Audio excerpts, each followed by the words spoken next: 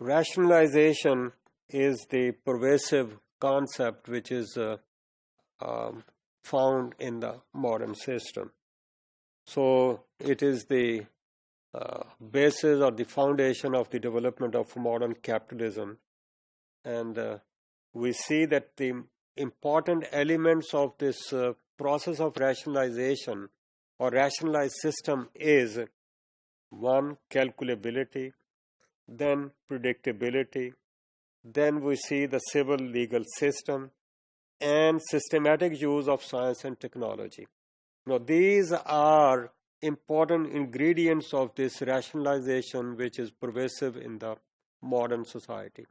And when we look into this kind of approach or this kind of thesis of rationalization, the human values don't have any place. These actually disappear. So capitalism and bureaucracies are the iron cage of formal rational structures. So the overarching effect of rationalization is that we are trapped in this bureaucratic iron cage of rationality, which is in the bureaucratic structures of the society. So it is taught to the people as the master nature. Okay, this is how people have to act, have to calculate, have to predict about the things in the future, and this is how they look into the development of technology for their survival, for letting the life going on. So they create a bureaucratic system for regulating the life. The human values may be of lower importance, and somebody says that these disappear, maybe very much there. So if the values are not supported by the reasons, rationality, then they don't have the place in the, let's say, bureaucratic system or the structure of the society. So existential basis of life looks to be disappearing.